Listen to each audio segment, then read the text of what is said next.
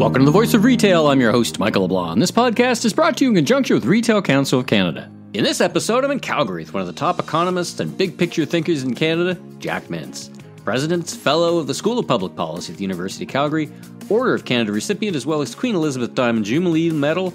And in this exclusive interview, I catch up with my former Rotman economics prof and talk productivity, risk, and opportunity of the Canadian economy, and what and how retailers should be thinking about the economy now and into the future. If you look across all OECD countries and what are called the BRIC countries, like Brazil, Russia, India, and China, look at all those countries, you see that Canada is one of four countries that since 2015 to 2019, this is before the pandemic hit, 2020 year, actually had negative growth in investment.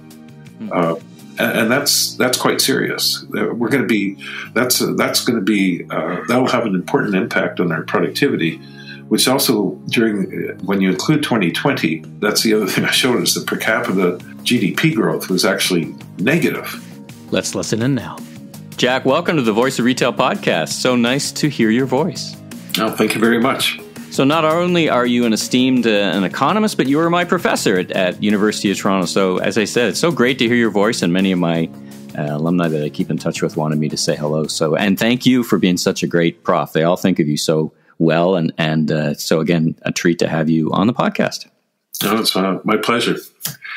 Well, we've jumped right in. Tell us a little bit about yourself. Let's start there. Your journey, your focus, what you do, and what you teach at University of Calgary now. Well, actually, I have very varied life these days, but I started off teaching at Queen's University in economics from 1978 to 89, and then I went to the University of Toronto and joined what is now called the Rotman School of Business, but I also had a joint appointment with economics, and I kept teaching my field, which is public economics, theory of government expenditure and taxation particularly. And then at the Rotman School, I had fun teaching classes like yours at microeconomics and some other areas like tax policy, which I enjoyed doing. And I was at University of Toronto till 1989 when they're from 89 to 2007 when University of Calgary asked me to come and start the new School of Public Policy, which I did. But during that period, before going there, I ran the C.D. Howe Institute for 7 years, from 1999 to 2006. I was also the Clifford Clark Visiting Economist. I did a major study in corporate tax reform for Paul Martin and David Dodge, who was then the Deputy Minister of Finance. And Paul Martin, of course, was the Minister of Finance. And so I had that kind of experience. But I think when I went to run the C.D. Howe Institute, kind of a whole new world opened up for me, because I not only did my academic job, I always kept my foot in academic life all through my life, but I also started being invited to join various corporate boards, including Brookfield Asset Management, CEC Helicopter, Morneau Chappelle, and I'm still on the board of Imperial Oil. And I keep publishing, and in fact, one of the things I do these days is I write weekly for the Financial Post, my op-eds. Well, they're great articles, and as I think of you, my sense of you initially was, as you said, really based on corporate tax and tax structures, but in a narrow sense. But through your writing and just watching your career progression, you've really built that to the intersection of tax, the economy, and importantly, productivity. Tell the listeners how those things come together right now and your general observations about the Canadian economy. Well, actually, my career was really based on public economics, although corporate taxation was part of it. I think the reason for that is my PhD thesis was actually on public-private mixed enterprises. These were companies that were partly owned by governments. So there was a spate of mixed enterprises created back in the 1970s. And it was very interesting. This whole issue has now come back, as we've seen with Chinese state-owned enterprises starting to sell off part of their shares to the market, like in Hong Kong and New York. Some of it done to discipline managers, but for but for various reasons. And, And, is that what I would call Crown Corporation? Is that the same Crown thing? Corporation, state-owned enterprises. So actually, I actually used to teach industrial organization at Queen's University, not just public economics. So I always had a very strong interest in business and in issues of productivity, because productivity, of course, doesn't depend just on taxation issues, but also regulation and how good your workforce is, and how you deal with your customers, and all sorts of other things. So it's a very good area to be involved in, and because of that interest of mine, of course, productivity was a natural thing.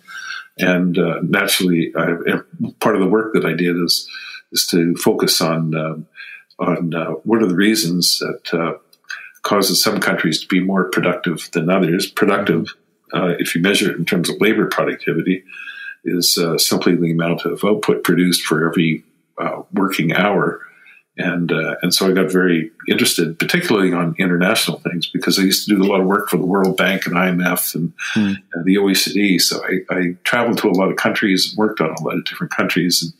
And so the topic of productivity really struck me as an interesting one, because one wants to understand why is it that some countries are richer than other countries, and people seem to prosper more in some countries compared to other countries.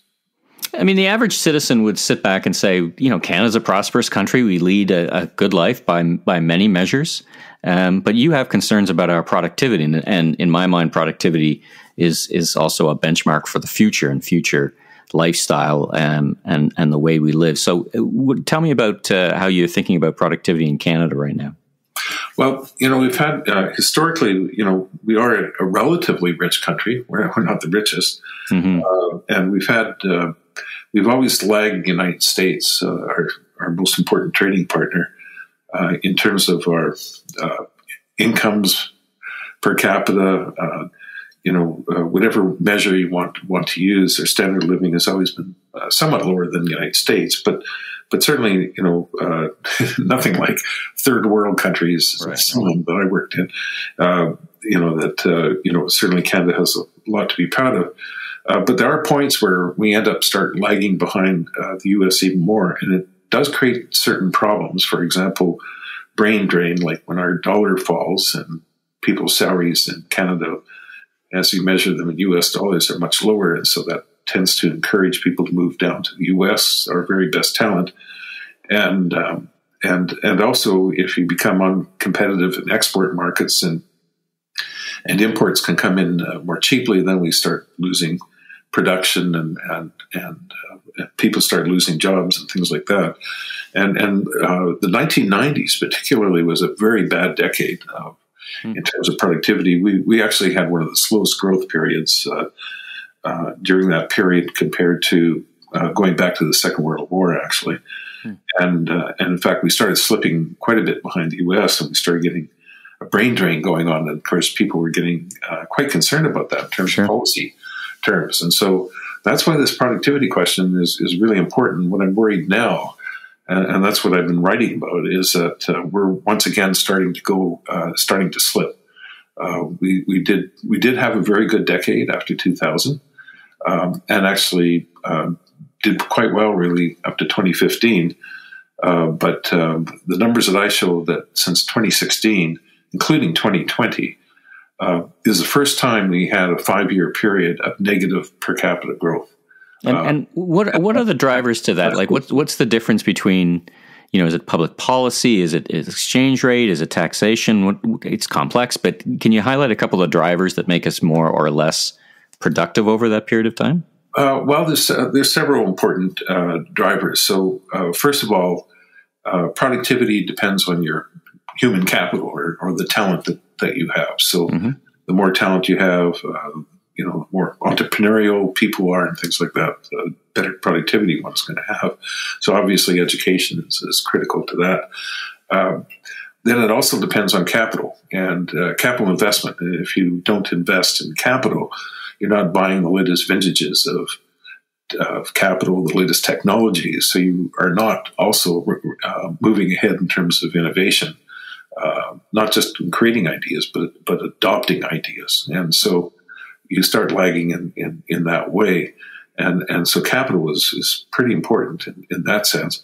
And that's the other thing that I've just shown in an article last week was based on some work, a major paper that we're doing right now. But if you look at across all OECD countries and what are called the BRIC countries, like Brazil, Russia, India, and China, look at all those countries, you see that Canada is one of 4 countries that since 2015 to 2019, this is before the pandemic hit, 2020 year, actually had negative growth in investment.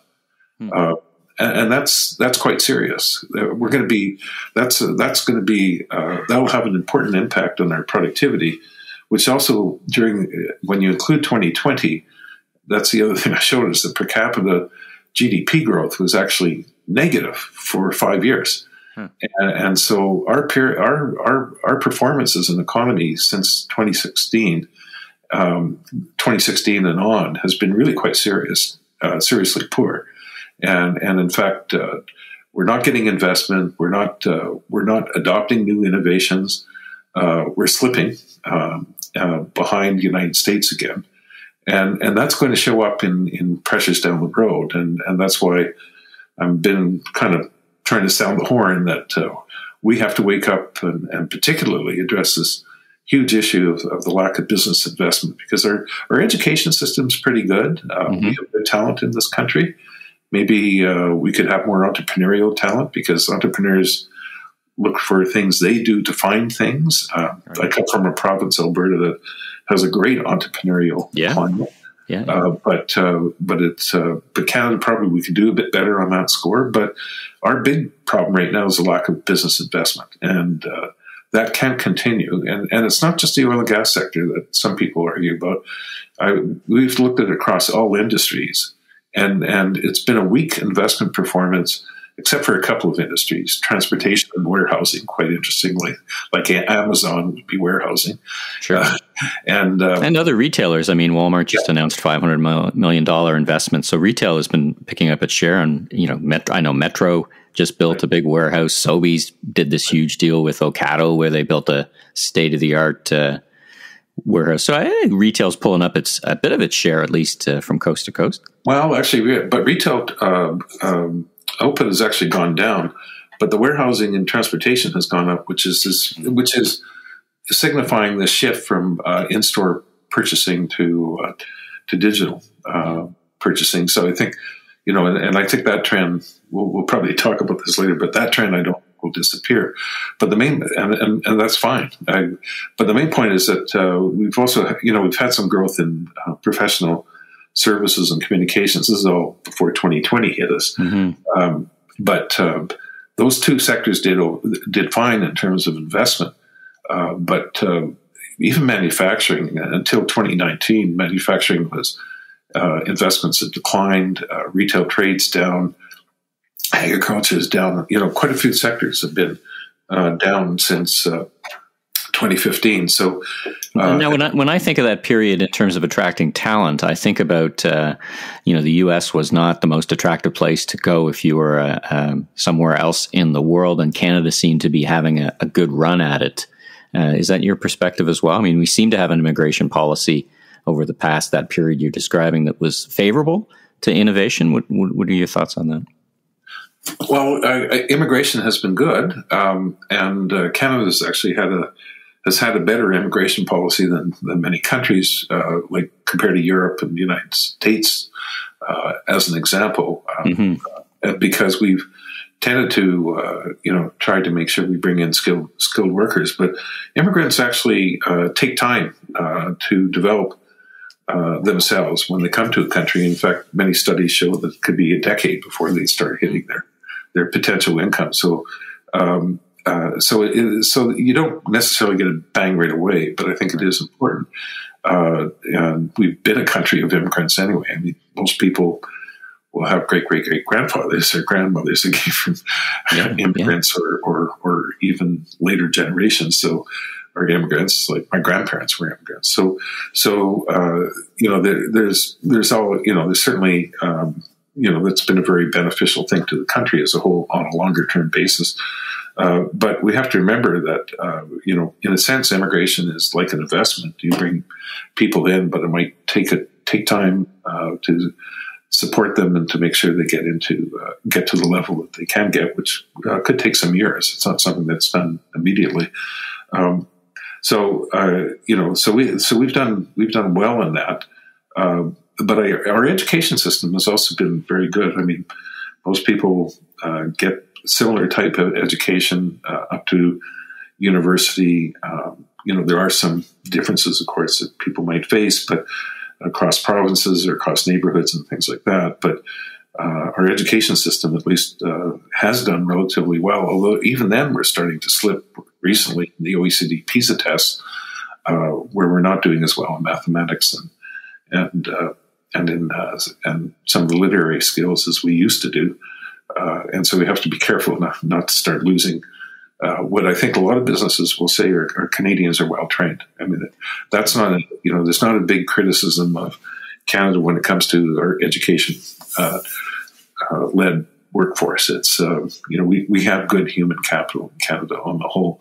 Where we're weak is on the investment side, and so that's why we have to start looking at the various levers that governments have, or whether the things that governments are doing that are undermining investment, and so therefore must make a change in their own policies. Well, from diagnosis to solution, I was interested to read your latest article on Ireland. As it happens, Ireland, the government of Ireland is a client of mine, the Enterprise Ireland Group, which is one of the biggest VC firms in the world. So I know a lot about Ireland, and it seems that that's a model that worked for that small nation. And are there some lessons there for Canada? Oh, absolutely. I mean, the Irish it's a great story about Ireland. Mm-hmm. I mean, this was the poor cousin of Europe for centuries. I mean, everyone looked at Ireland and the British looked down at the Irish themselves. And Ireland was, used to have an out-migration. People moved to Britain or they moved to the United States or Canada because they couldn't do well in Ireland.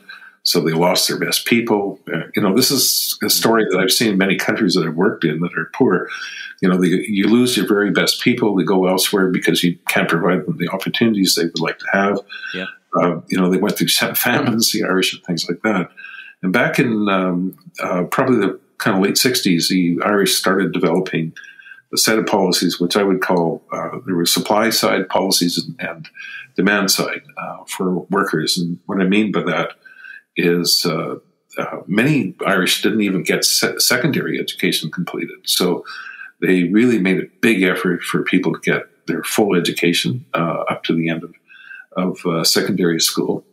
And then they made tuition free at post-secondary education institutions in order to upgrade skills as much as quickly as possible.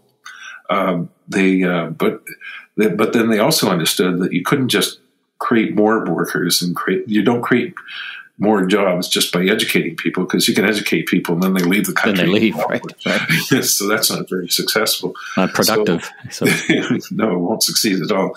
So they had a number of what I would call demand side type policies, of which, there were several of them, but one of them was spending money in infrastructure. Another was joining the European Union, which gave them access to the European market. So it was very good from a trade perspective. Yeah.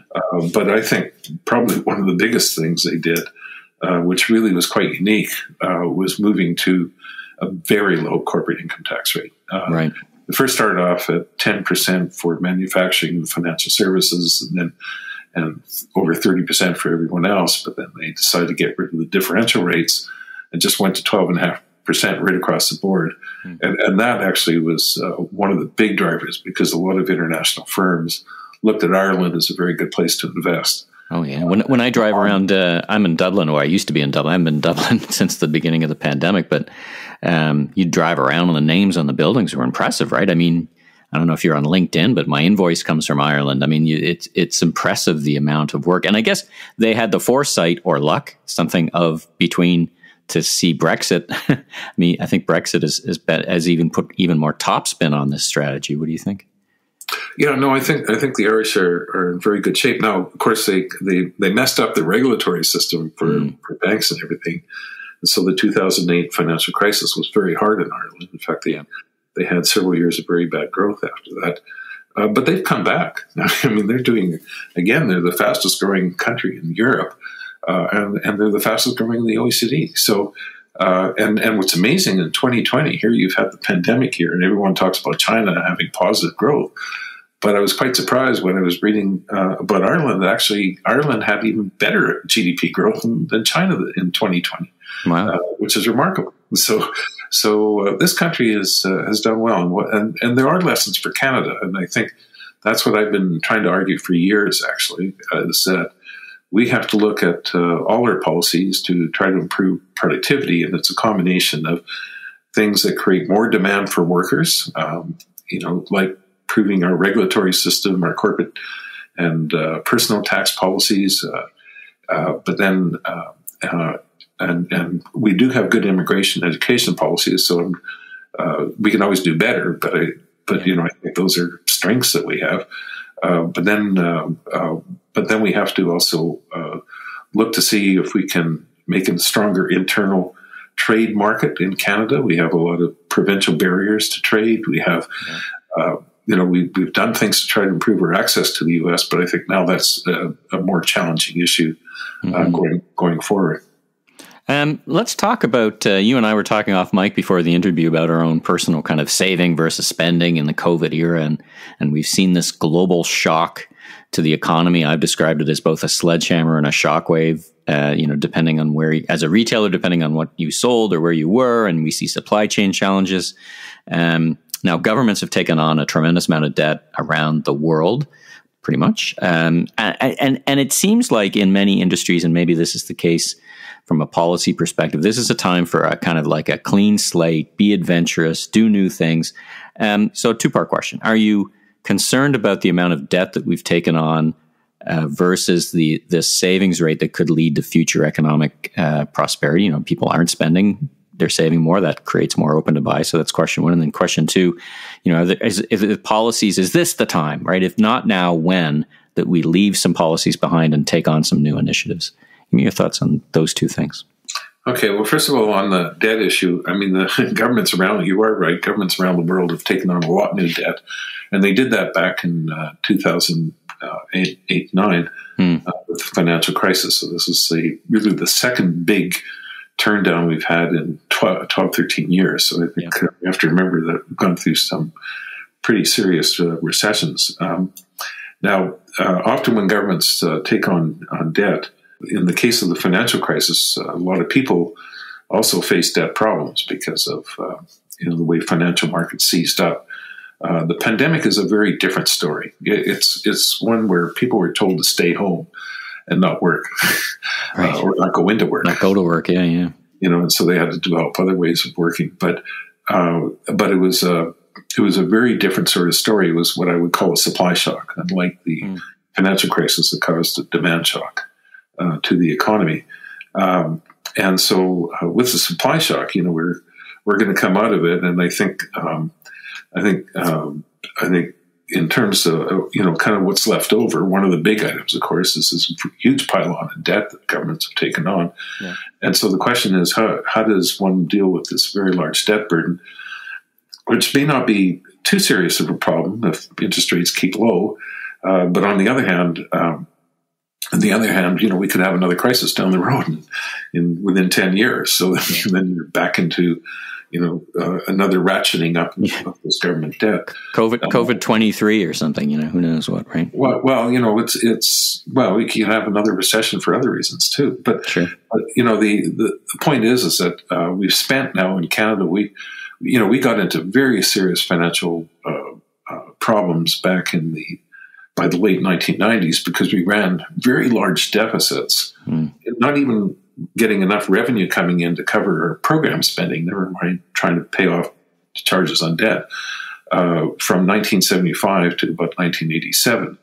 And then recessions hit and things like that. And so by the time we hit 1993, the bond markets internationally got very nervous over Canadian debt, because we were highly indebted to the rest of the world. And so then our interest rates started going up, and governments were starting to have trouble even selling their bonds, which means if you can't sell it, then can't finance. How are you going to pay your people and everything else? And that just doesn't affect the government; it also affects the private sector. And so we ended up in almost going to the IMF for a handout, which is exceptional for a G7 country to do that.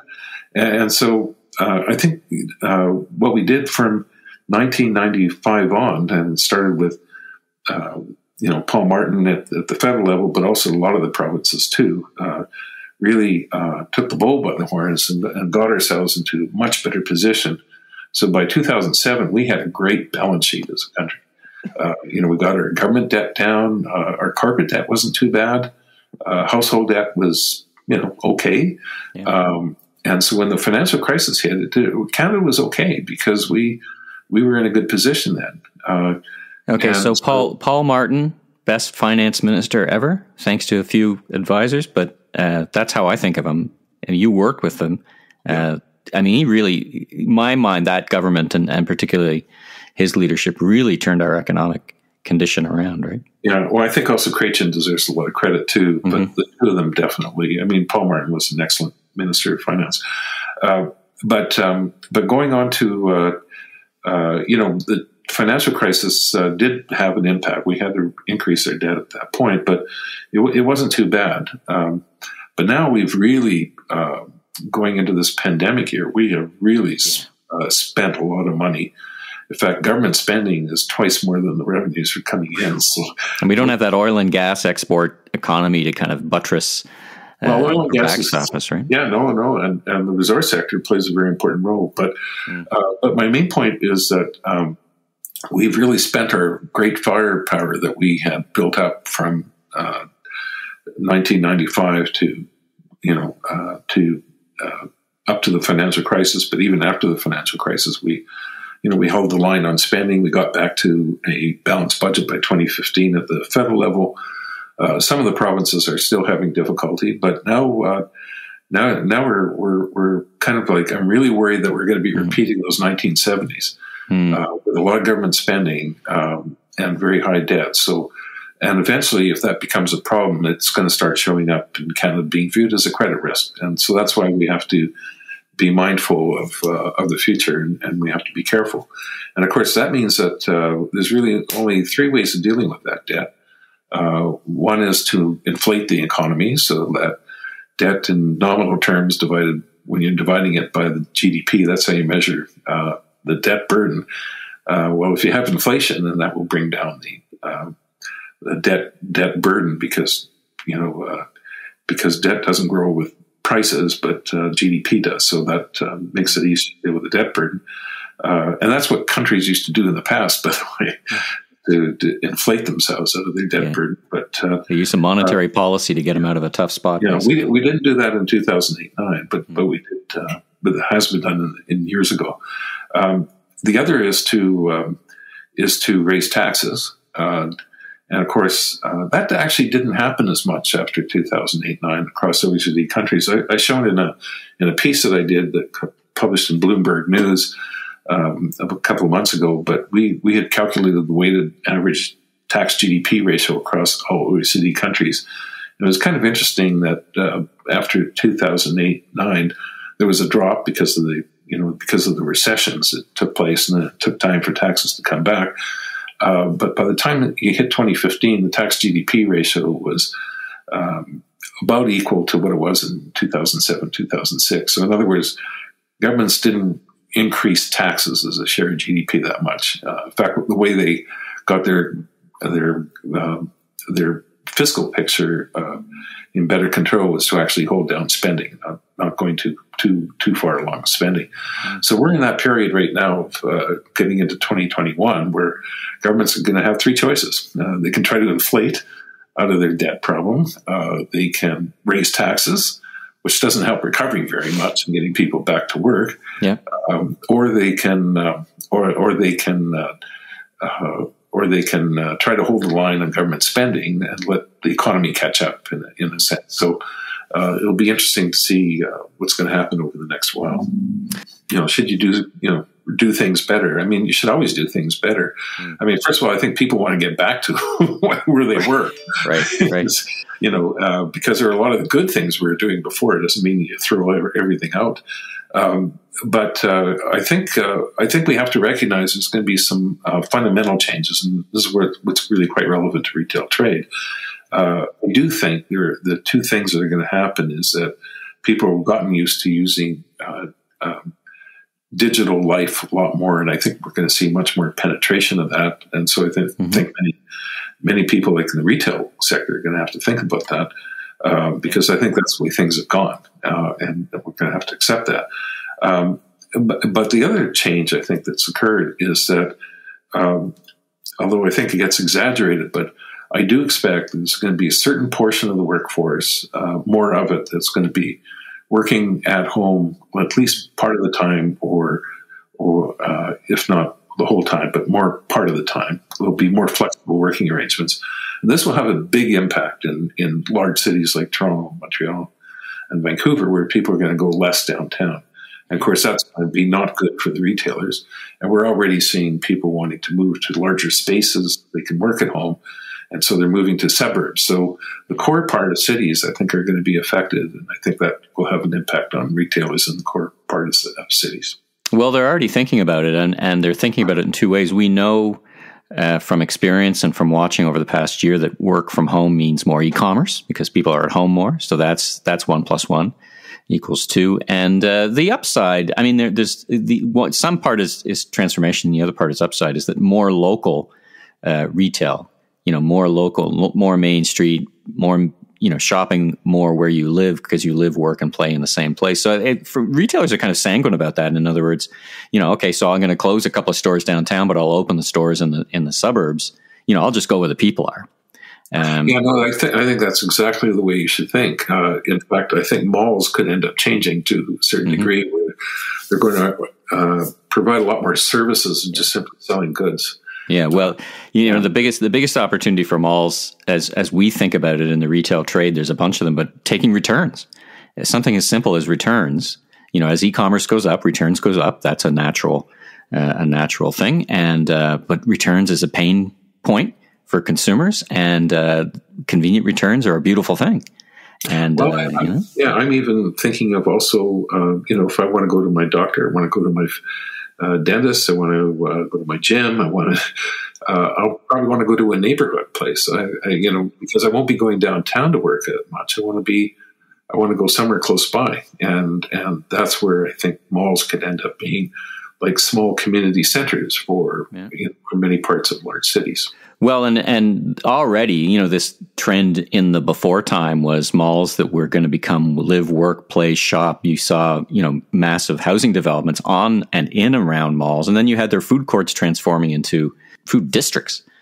So these things were already happening. And who knows, it could put more topspin on that. So listen, we had a great conversation. Last couple of quick questions for you. So I can't have you on the mic without asking you a brief conversation about this current events. The Bitcoin, is that a legitimate currency? It seems more and more every day. These NFTs, that just seems like Dutch bulbs all over again to me. But I don't know, is it a trip to Vegas, or is it financial economic innovation? Oh, I think we'll have to see, whether cryptocurrency is going to become a store of value. I mean, right now with the sharp changes in the value, people are going to be very cautious about trying to use that compared to something like money. To buy your next Tesla, I guess. Well, and even the right day, right? I read an article that Tesla buyers are finding that all of a sudden, they can. They because of the shifts in the value that that they could be stuck with a big cost, in addition to the cost of the car. Can you imagine? Suddenly your car costs twice as much money the next day that you thought. Yeah, exactly. So that's why I don't think right now cryptocurrencies are not going to be a store of value unless somehow one can come up with one that can be fairly stable in price and trustworthy. But it doesn't mean that people may want to, look at potential uses of it, for purchasing things or whatever. But I think it's a store of value. It's going to have a difficult time doing that. On the other hand, I think financial innovations are going to come in, like open banking and things like that. Mm-hmm. But Canada's going to be very slow in that regard. And that's because we have a financial system that's dominated by 5 banks, and they control the payment system, and they also control the ability for us to move into open banking. And that's why you're seeing open banking moving much faster in other countries than Canada, because it's very hard to get around the dominance of the 5 banks in Canada when it comes to financial markets. Well, we'll see. Maybe we'll check in when the Bank of Canada announces a digital loonie or something. Maybe that'll be the currency digital currency that takes it over the top in Canada. But listen, where can listeners go to? You mentioned you write a weekly article in the National Post, so they can find more about your writings there. Anywhere else they should go to keep track of what you're thinking on any given day? Well, I do write a lot, but you'll find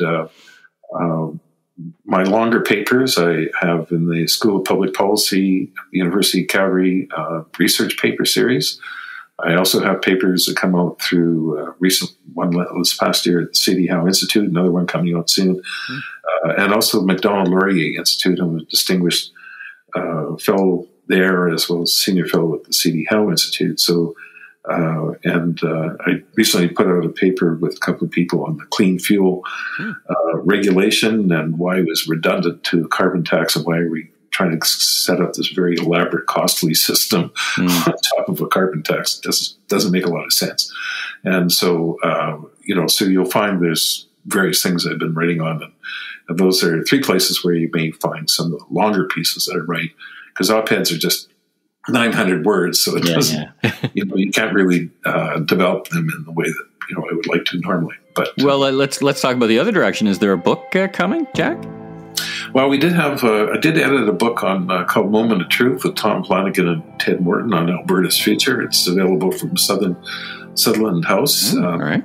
And I do have an idea for another book I want to write, not on Alberta, but on something else that I probably will get to in next year or 2. All right. Well, we'll get you back on the podcast for the big launch. Look forward to that. Well, it may be a while anyway. Well, listen, Jack, so great to have you on the podcast. Great to hear your voice again. Such great respect and fond memories of our time when you taught me at Rotman. And again, thanks for spending some time with me on the Voice of Retail podcast. My pleasure. Thank you. Thanks for tuning into today's episode of The Voice of Retail. Be sure and subscribe to the podcast so you don't miss out on the latest episodes, industry news, and insights.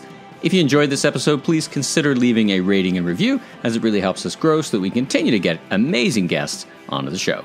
I'm your host, Michael LeBlanc, president of LeBlanc Company Inc. And if you're looking for more content or want to chat, follow me on LinkedIn. Visit my website at meleblanc.co. Until next time, stay safe and have a great week.